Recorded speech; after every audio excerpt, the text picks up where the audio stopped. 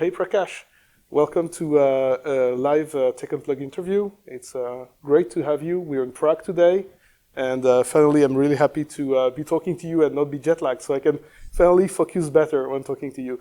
So Prakash, if I'm not mistaken, you had some really interesting announcements last week in London at Pure Accelerate. Can you tell us a bit more about the launch? Yeah, happy to. So I got to go to London, Paris, and Munich last week, as well as now Prague today. We're largely on this journey to go ahead and say, okay, if data sits wherever applications are, and applications are everywhere, then the modern storage management problem for data is more of a distributed cloud management where storage is treated like an endpoint, and it's more of an endpoint management problem. So we see a world, where you treat storage like SaaS-managed IoT endpoints. Mm-hmm. And, in endpoint management, you have challenges in, the hardware of the endpoint, mm-hmm. the software of the endpoint, the labor and number of people you need to use to manage those endpoints, and securing those endpoints.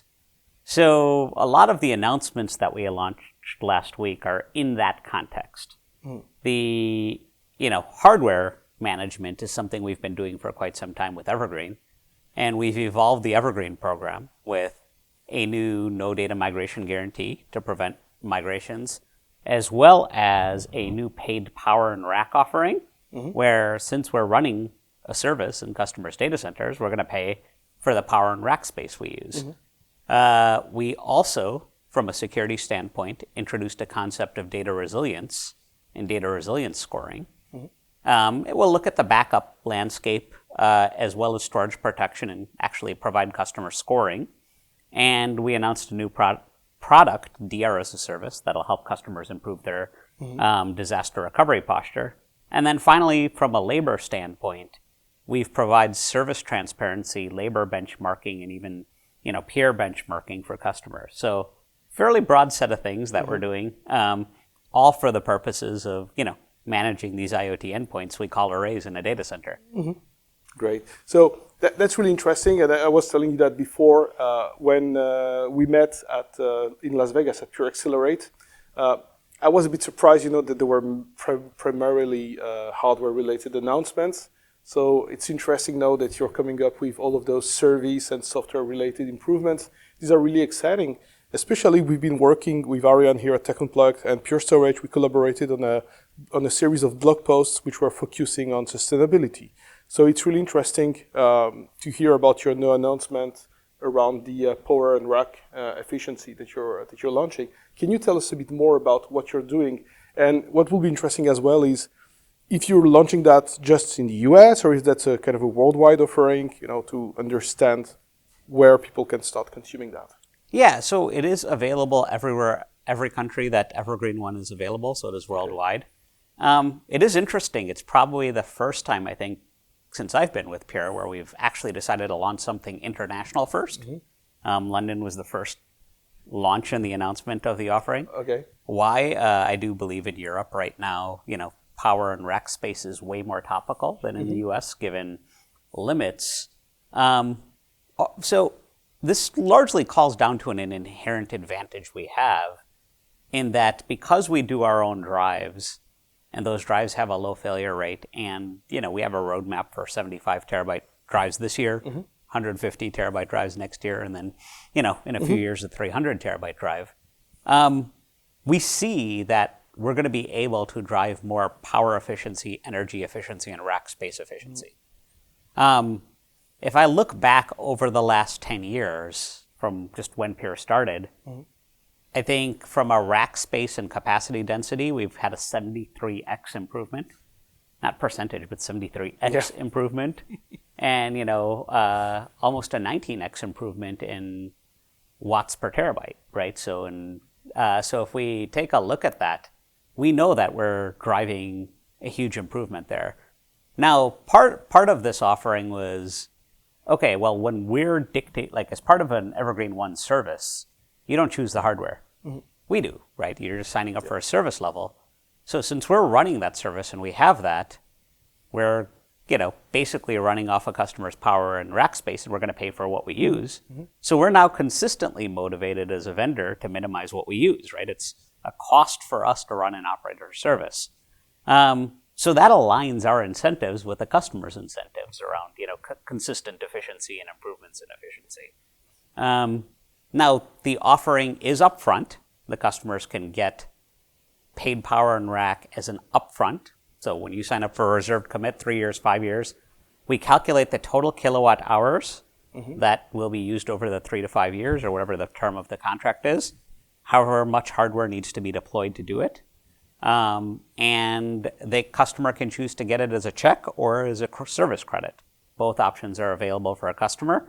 And it's built on the IEA, International Energy Agency rates. So they don't have to go dig up facilities bills or those types of things. We use a country level rate with a global average for rack unit to calculate, the value that's going to be used. Okay, so that's really interesting, and that's really bringing you even closer to what hyperscalers are somehow offering in terms of the level of integration between the services, the cloud-like consumption model, if I see it that way. Have you also been looking at what they're doing to see how you can place yourselves, competitively against that? Well, so what's interesting is this, right? When you get a service from a cloud, you don't know that there's power and space. That's part of the vendor's expense. So the cloud's already doing this.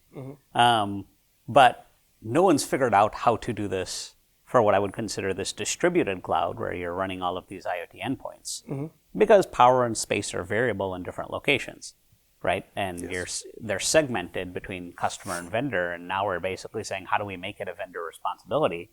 So you can have true like-to-like comparables with the cloud cost, right? With our E family of products, we've already now shown drastic savings over our run and operating environment, as well as even an upfront procuring environment compared to the public cloud environments. And now this makes it easier for customers to have transparencies of comparison.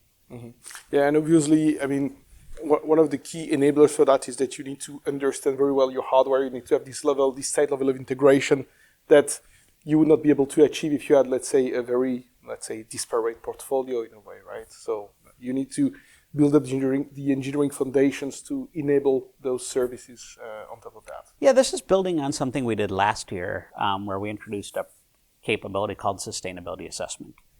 So we've been measuring watts per terabyte and showing customers that in their environments. And we've had runtime of that where now we know what the profiles are based on runtime with customers. For customers in sustainability, with our peer benchmarking, they can see within the same geo and industry now where they are in terms of energy efficiency in relation to other peer customers in that geography and industry through our new peer benchmarking capability for sustainability as well. Oh, that's really great.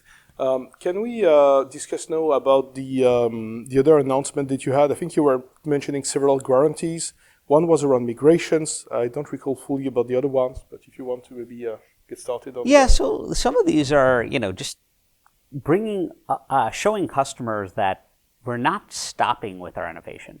Since we've introduced, our first FA320 back in, probably over a decade ago, we've never had to do data migrations. Customers can move to a current system right now that looks like a brand new system with no data migrations, and we've been doing that for 10 years. But if I just interrupt you, that's exactly why I was thinking, when I read about this announcement, I was like, why is there even a guarantee since the platform is so seamless? You have this upgradability all along the way. So yeah, tell us more. Look, the reason we did it is because a lot of people, first don't believe we can do it, right? So we'll put it in the contract, just taking credit for something we've always done. And two, some customers are like, well, you're not going to be able to continue to do it, right? So it's interesting when you've been doing something for a decade, everyone's like, okay, when's it going to stop? When's it going to stop? When's it going to stop? So I'm like, okay, let's put it in the contract and say it's not going to. Right, so it's very clear. Pure is the last data. When you move to Pure, that'll be the last data migration you do. We've never broken that promise. We don't intend on doing it, and we're just putting it in the contract. Now, that data migration, it's interesting. It's with no planned downtime, which is also in the contract, right? No forklift upgrades, no outages. It's a seamless, no data migration guarantee. And since we've introduced that concept in Evergreen 10 years ago, no one's been able to replicate that to date, right? So it is something that is unique to Pure. And that's what we're making available to customers with these guarantees. Yeah, that's true. And I've been, talking many times with some of your colleagues as well, and they were showing, I think, one of the things that I saw in the last briefing, I think it was with Taruna, was this inventory that you have where you can manage your fleet and you can see all of the upgrades which are related to a specific piece of hardware, and you can see controller upgrades, and you can trace back the history, and you can see that some systems are actually, let's say, I wouldn't say pretty ancient, but installed several generations of controllers ago. So it was really interesting to see how that promise maps into the reality of the history and so on. So that's really, really cool. Well, look, part of the reason we did it was more from a labor cost, right? So if you think about, that IoT framework, your hardware, your software, your labor, and your security. From a labor, one of the things we've always claimed is we're 5 to 10x less to run and operate than anybody else. Now, if you think about storage admin, how do you measure the labor to run and operate? There's not really an industry standard way of measuring it. So, we tasked the team to say, okay, how do you measure labor efficiency? And it's activities based, right? What activities do you need to do as a storage admin to run and operate storage? Do you have to do upgrades? Do you have to do installs? Do you have to, do controller swaps? What are the things you need to do? So the idea was to say, okay, here's the number of events. And if you actually know the percentage of time people spend on each event, and you can count the number of events per year, you probably have a cost per event, right? It actually tells you how much it takes to run and operate storage. So when we put that in, the idea was to go ahead and show that, to say we can go back till the beginning of 2012 based on the data we have, and show you all of these software and hardware lifecycle events. Now, one of the things we learned in that, as we were taking a look at our customers, is a lot of time was spent on software upgrades. So what did we do? We tried to make it as similar to an iPhone iOS upgrade, right? We said, okay, customers now can choose a policy that they want for their software lifecycle. They can choose bug fixes, long-lived software releases, or they can say, give me your leading features, right? So you're basically giving the customer a kind of level of comfort they want to go with for the upgrades, right? If they're more conservative or they're more, risky, risk-prone. And what's fascinating is our upgrades have no disruption to I/O, no planned downtime.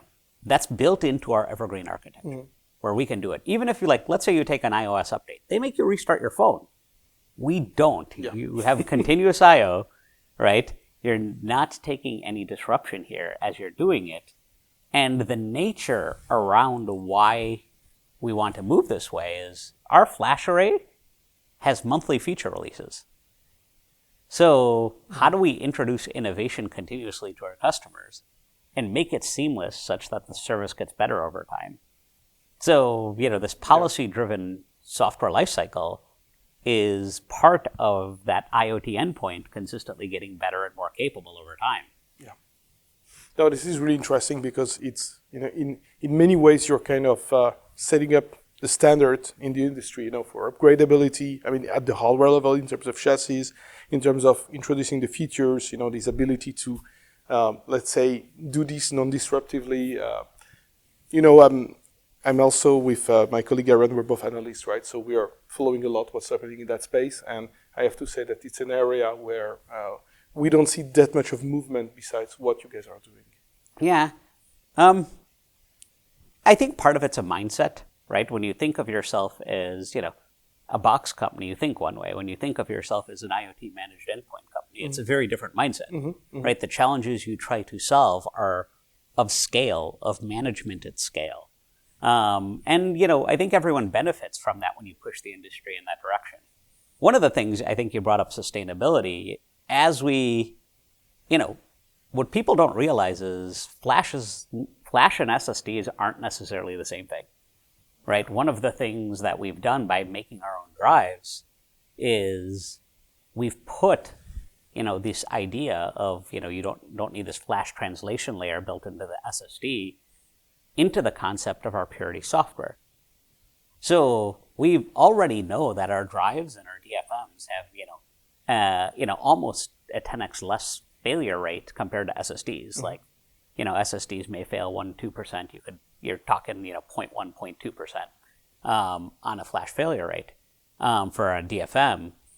But because it's in software, as we push updates, our drive failure rates as we fix bugs go down over time, right? So unlike with hard drives where your failure rates increase with wear, or SSDs where your failure rates don't get better from the time at which you shipped, by using this approach, right, if we find paradigms that are actually going ahead and causing wear or failure rates, those constant updates we push down in the Purity operating system actually lower your failure rates of your drives over time. Yeah, no, that makes entirely sense. And I don't want to geek out too much on Flash, otherwise we're going to be here for hours.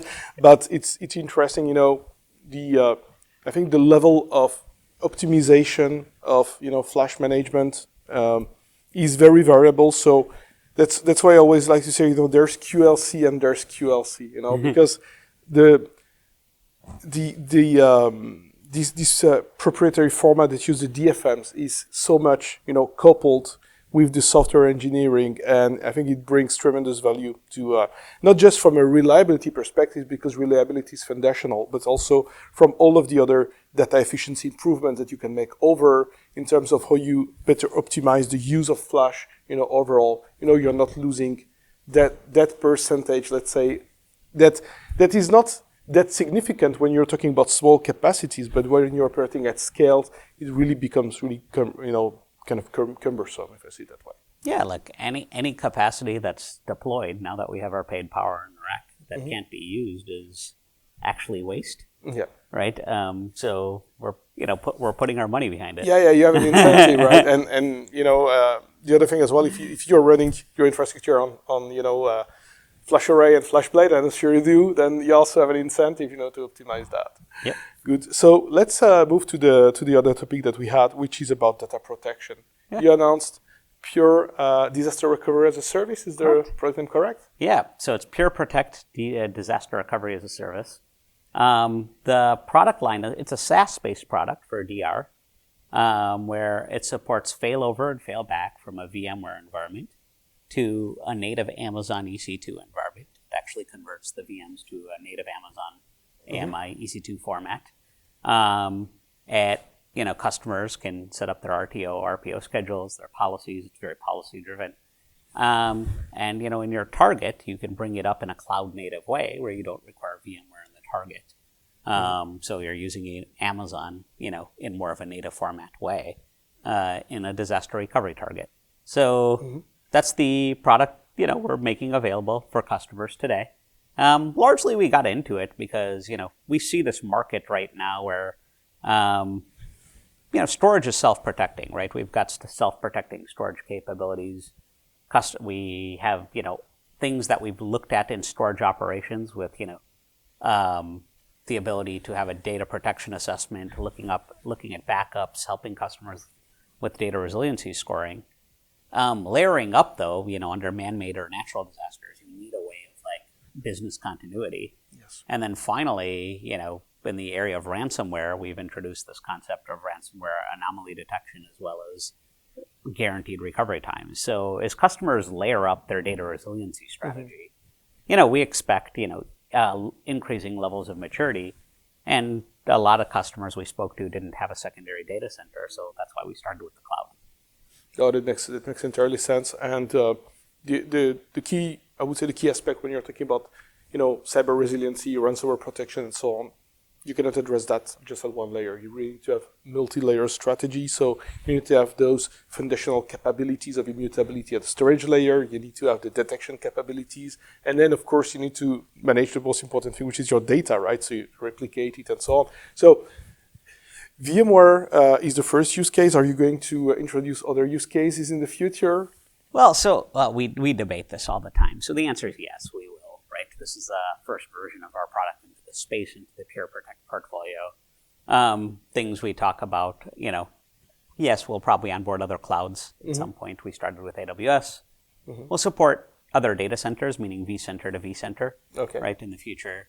We'll probably, we support VMs today, right? Today, we already have a product with PX Backup that supports containers. We'll probably look at, potentially extending that to DR with Peer Protect DR at some point in the future as well.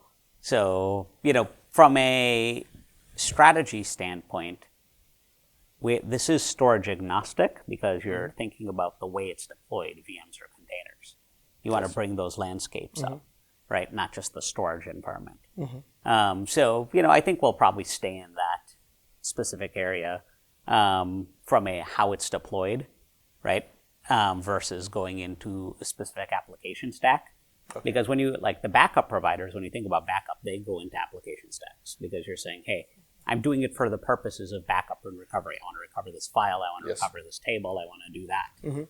But in disaster recovery, you need the whole landscape. You don't need just part of this file, right? No, so I think from a DR standpoint, it makes most sense to look at it from a VM or a container landscape. Oh, that makes sense. And so there is, in the product name, there's as a service. So you're offering that as a part of Evergreen, or is that it's a standalone? It's a standalone service. Customers can buy DRaaS. It's when you buy it and you activate the license, it actually shows up in your Pure 1 environment. It's actually built into Pure 1.